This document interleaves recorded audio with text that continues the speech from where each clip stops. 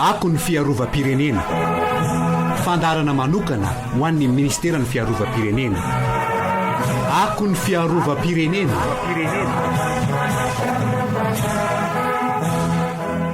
Miaraba antsika rehetra indray tompoko lahy sy tompoko vavy ao anatin'ity fandarana ako ny fiarovam-pirenena ity. Asaina tsara isika hiaino hatramin'ny farany. Ako ny fiarovam-pirenena.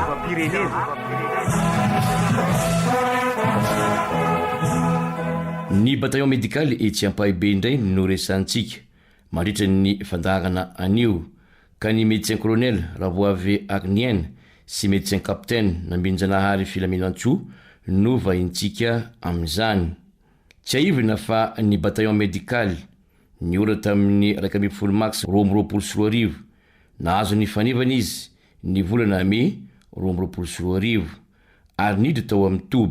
Toby izay nisy ny régimenta voalohany ny Jenny Miaramila Ampahibeny teo aloha ny volana 20 Oktobra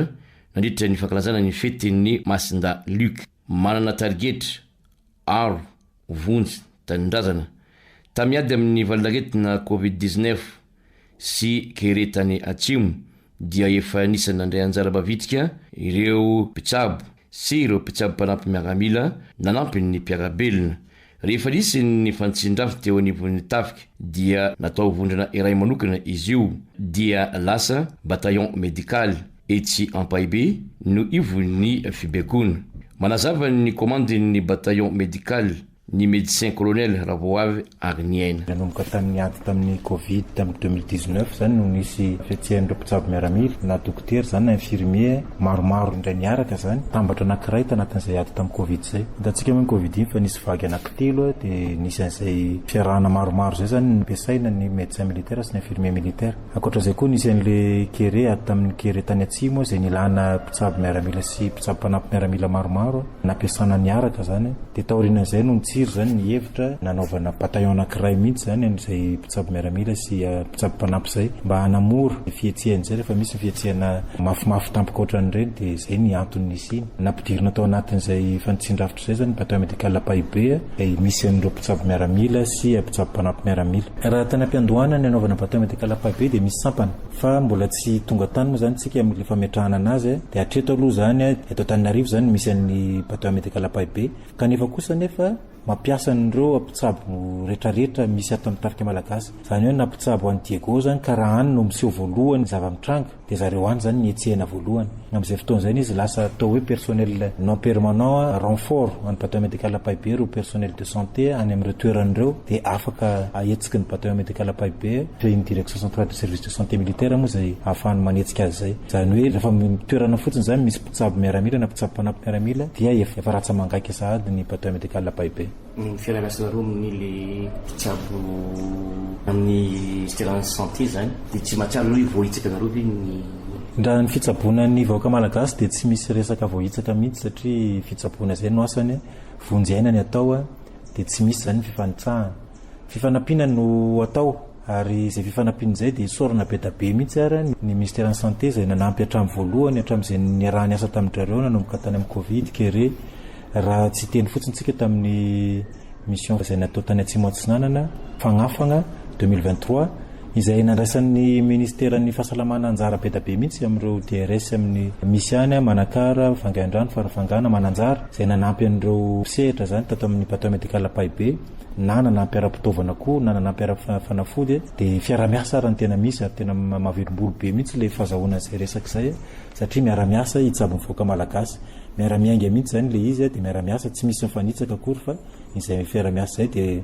tena tonga amina fotoantsika zany fifankazahoana amin'izay resaka izay efa taloha efa nisy moa izay fifankazahoana izay fa mitatra ilay izy makany amin'ny faritra dia sorona be da be izay zany izao misy amin'izao. Tena ilaina ve ny fisinareo? Raha ny olona tsaboana zao dia nahazo tatitra maromaro zay amin'ny ireo vao avy nandeha tany Atsimo Atsinanana. Eto Madagasikara moa dia mila fitsaboana daholo ny vahoaka malagasy ary indrindra no ny fa mividy ambanimbany dia mila an'izay fitsaboana izay sy andoavam-bola zany ka niza manao an'izay dia ilaina foana tsy teny fotsiny hoe bataillon médical Ampahibeny fa niza zany misehatra ao anatin'ny fitsaboana ka maimaimpona dia ilain'ny vahoaka malagasy foana naiza le antsika eto Madagasikara ka izay zao ny tatitra azo avy any dia ny fankasitrahana nomen'ireo vahoaka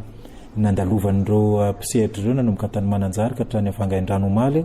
ny fankatoavan'ireo ny zavatra nataon'ireo miaramila bateau médical Paibé tany toerana zany dia nahazo sitraka betsaka mihitsy tamin'ny vahoaka malagasy tany amin'ireo toerana ka ny afaka teneniko angamba dia izay raha fitsaboana eto Madagasikara dia ilaina daholo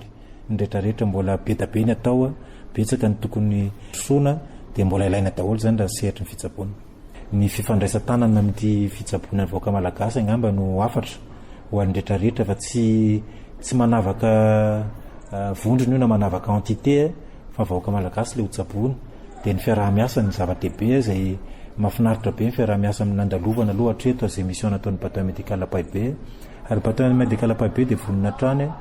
ndray ny iraka omen'ireo lehibe ato amin'ny tafika malagasy amin'izay fanompoana ny tanindrazan'izay amin'ny fitsaboana vahoaka malagasy. Ao anatin'ny fanitsin-drafitra dia misy ny hetsika atao hoe action civilo-militaire na miaramila manakaiky ny vahoaka zany hoe manampy ny mpiarabelona rehefa misy ny ilana azy ireo. Profin'izany dia nanampy ireo vahoaka tany amin'ny faritra telo izay lasibatra ny rivodoza teo ry zareo dia faritry Vatovavy, faritry Fitovinany ary ny faritra Tsimotsinanana nanao fizahana ara-pahasalamana sy nitsabo ireo marifo ara-pivelomana. Ny médecin capitaine Nambinjanahary Filaminantsoa, chef de mission d'intervention médicale militaire avy amin'ny bataillon médical en Paibé no manazava. Nanampy ara-pitsaboana ireo vahoaka sahirana tao andrian'ny fandalovan'ireo rivodoza izay nisesisesy tato ato. Tonga tany moa izay miara-miasa amin'ny ministeran'ny fahasalamana sy ireo ratsamangaiky an'izay any toerana dia miara-miasa izay satria resaka fitsaboana izy tsy afaka hoe idika zareo dia miara-miasa tanteraka izay miara-miasa amin'ny resaka fitenenana amin'ny vahoaka hoe misy ny fitsaboana mahimaimpona dia miara-miasa koa izay eo mifanampy miaraka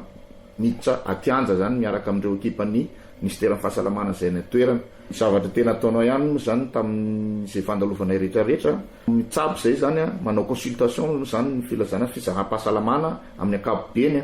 andreo vahoaka izay tonga dia manome izay fanafody mahimaimpona fitsaboana izay taonay koa moa zany mahimaimpona raha teo koa dia menay fanafody izay teo pelatananay fa ny fanafody rehetra moa tsy pelantanana misy koa fanafody tsy afaka hoe hoentinany toerana ohatr'izay dia menay mahimaimpona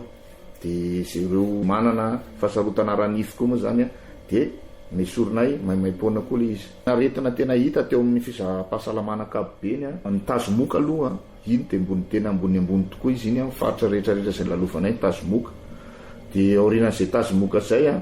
dia ny resaka ohatra ny gripa ihany moa zany syndrome gripal lazanay azy hoe gripa resaka gripa reny dia ny resaka fitarainana aretim-bavony dia ny fanopanina majainy matetika tonga avy any izy dia fanina reraka manarak'izay ao amin'ny zaza moa zany resaka tazomoka izay ny tena besaka ao amin'ny zaza dia resaka areti-tratra reny kohaka sy seposepotra reny izay ny tena hita tsongadina be zany teo amin'ny aretina izay hitan'ny atongavan'le olona eo. Dia ny areti-koditra moa zany iny koa tsy azo adiny fa tena betsaka koa ny areti-koditra amin'iny na resaka amin'ny resaka hoe mycose moa zany lazana azy na infection ohatr'izay koa be da be le izy zany tamin'ny faritra izay lalovanay reo. Ahoana ny afalian'le olona na risika ireo raha anaty tena hita mihitsy ny farisian'le olona zany ary reo faly dia faly koa reo zany amin'le fanampiana ataony zareo satria ohatrany hoe mba mehery an'zareo koa mba manome toky an'zareo zany ohatrany fanampiana avy etỳ amin'ny fanjakana zany amin'le hoe fanomezana fitsaboana mahimaimpona ho an'zareo satria hita hoe tena besaka reo vahoaka sahirana zany dia zay tonga eo sahirana tsy manana mitaraina arabola hoe tsy marary maniny ianao tsy mandeha mitsabo tena tsisy vola rasefo moa filazany anay zany rehefa any tsisy vola rasefo dia any tena besaka zany tena marisika be da be reo ary tena nahazo fisaorana sy sodrany be da be moa zay tamin'ny faritra rehetrarehetra iny fa hoe tokony atao matetika izy ary atao lavalava amin'ny fotoana fa tena marisika reo vahoaka tena manatona. Afaka manina totalisa avy ianao tamin'ny faritra tena isan'olo nanatona zay raha ohatra tena jereny le farisian'le vahoaka amin'ny faritra telo izay nitany saiko teo iny zao ny atotanisany vitanay amin'ny resaka fitsaboana hoe fizaham-pahasalamana amin'ny ankapobeny izay nataonay dia tany amin'ny 500 mahery zany zay ny asa vitanay tamin'iny satria izay tsy naharitra nijanona ela isaky ny faritra moa zany fa roandro zany ny ataonay amin'iny dia manezika izay manomboka mivaly ka hatramin'ny enina dia teo amin'ny 700 lasaka teo ny resaka fitsaboana nify dia miaraka amin'izay koa moa zany resaka ohatra hoe olona misy vay misy fery avy any zair na atao pansement na tratra ny 400 eo zany reny no vitanay tamin'izay rehetrarehetra zay. Mbola misy zeritreretra verina andriamandisa vita teo zany mbola izay ihany ve sa mbola nisy verenana manaraka? Izy io moa asa izy io ary ny anay koa baiko koa ny anay zany fa raha ny etaeta zay apetraky ny lehibe moa zany satria fa ao anatin'ny fansindrafitra amin'ny resaka action civilo-militaire ity izy io dia ny tena mety ampiroboropan'io fatratra misy zany atao ministera firovam-pirenena zany dia iny tsy maintsy misy ny fiverenana zany fa tsy mbola afaka manome daty zany rahoviana zany fa tsy maintsy misy ny fiverenana ary izy io mety tena hoe ahenika ny vahoaka malagasy misy eto Madagasikara misy ny tanjona eritreretina amin'ilay izy. Ahoana ny fifandraisana tamin'ny vahoaka fandresendatra zareo? Misy fotoana ianao zany mbola ohatrany misy moa zany le olona ohatrany mbola matahotahotra hoe miaramila dia tahorana satria ianao koa moa le miakanjo sady mitsabo anao no miakanjo an'le fanamina miaramila iny dia misy ny somary matahotra fa ianao miresaka ianao no tonga dia manatana zany ianao miresaka tsara mazava tsara amin'zareo dia tonga dia na zareo tonga dia hita zareo zany hoe tonga dia miova fijery hafa koa izy zany ao arinan'iny dia ianao manatana tsisy fahasarotana firy zany. Le zavatra nataonay zany fanampiana izy reny misy moa zany tsy maintsy misy ny olona tsabonany tsy misy fitohisany zavatra atao dia le fandresendahatra sy le zavatra teneninay amin'ny torohevitra sy rehetrarehetra reny zany tokony mba arahany zareo atsaka tsy andavany ihany ary maniry dia maniry koa zay zany mbola anampy betsaka foana zay zany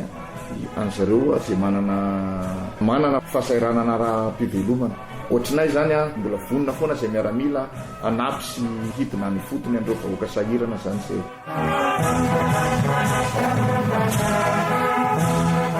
Izay ihany koa no mamarana ny fandarana androany misaorantsika rehetra ny eno hatramin'ny farany. Veloma tompo.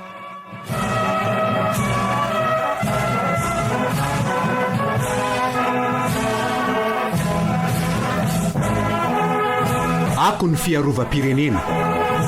Fandarana manokana ho an'ny ministera ny fiarovam-pirenena. Ako ny fiarovam-pirenena.